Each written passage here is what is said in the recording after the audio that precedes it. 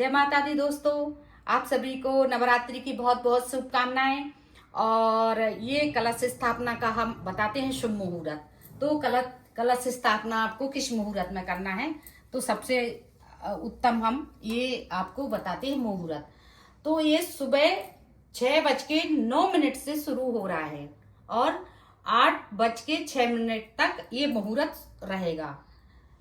फिर 11 बजे, ये सुबह 11:49 से 11:49 से शुरू होगा और 12:38 तक ये मुहूर्त रहेगा।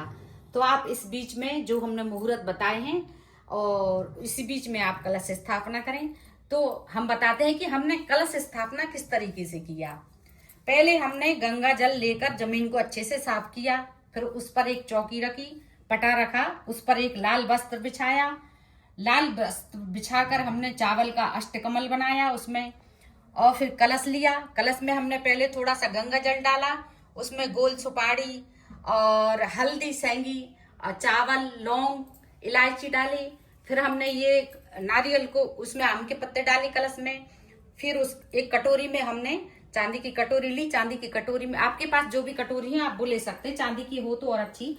और ये हमको मिट्टी का, अगर आपके पास कलश हो तो वो भी रख सकते हैं आप, तांबे का, पीतल का, आपके पास जो भी है, और मिट्टी का मिल जाए तो और अच्छा है। फिर हमने नारियल में ये चुनरी ऐसे उसको चारों तरफ से ढक दी है नारियल को, और नारियल का मुख हमारी तरफ होना चाहिए। तो इस तरीके से आप कलश स्थापना करें और माता जी को आसन देकर, चावल का, पुष्प का, जो जैसे पुष्प का देते हैं आसन, चावल का भी दे सकते हैं आप। और माता जी की आपके पास तस्वीर है तो आप तस्वीर भी रख सकते हैं। और अगर माता जी की मूर्ति है, आप मिट्टी की हो या फिर पीतल की, तांबे की, चांदी की, जो भी मूर्ति हो, तो आप वो भी मूर्ति भी रख सकते हैं।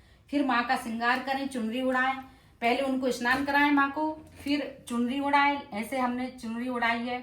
फिर उनको तिलक करें, अक्षत्र चढ़ाएं, पुष्प चढ़ाएं, गुड़हल का फूल उनको बहुत पसंद होता है।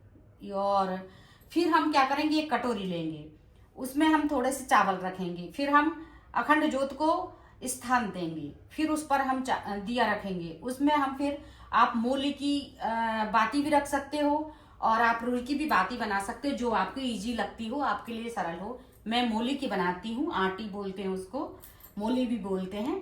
तो मैंने उसकी ये बाती बनाई है।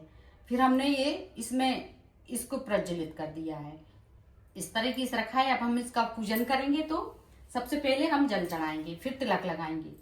हम इस तरीके से जल चढ़ा के तिलक करके माता जी को, फिर इस तरीके से हमने माता जी को तिलक लगाया। एक नारियल में भी हम तिलक कर देंगे, एक कलश को भी तिलक कर दिया।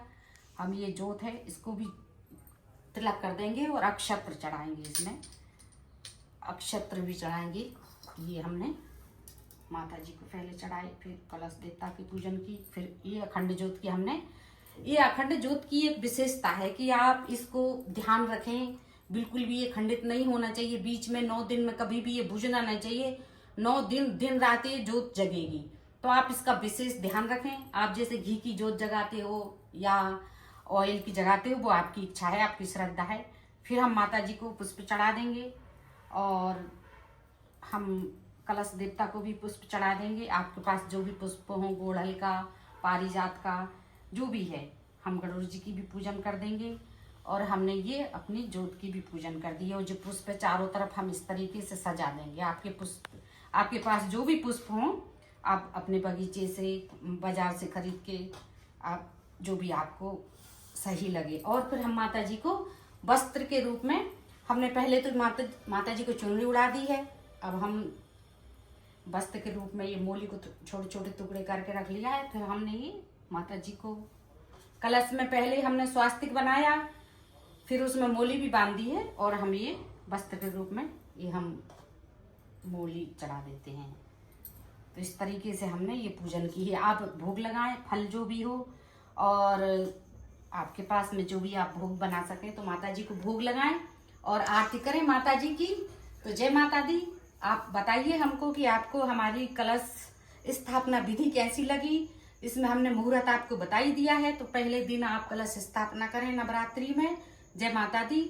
और नवमी के दिन जैसे आपके यहाँ अगर नवमी पूजती है, अष्टमी पूजती है, उस दिन कन्या पूजन कराएं, माता जी को पूरा श्रृंगार ला के माता जी को श्रृंगार चढ़ाएं और वो स्वाग फिर माता जी से अपन लें।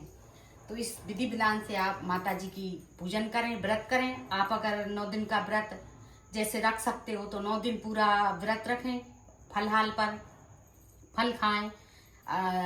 और अगर आप नहीं रख सकते हो 9 दिन का व्रत, आप में अगर इतनी नहीं हो सकती है 9 दिन की उपासना नहीं कर सकते हो, क्योंकि ऑफिस जाना होता है, किसी को अपने घर के काम में बिजी रहती हैं, और तो इसलिए आप शुरू दिन नवरात्रि का जो पहला दिन है उस दिन कर सकते हो, और जो आखिरी दिन है नवमी के दिन उस दिन आप उपवास रख सकती हो।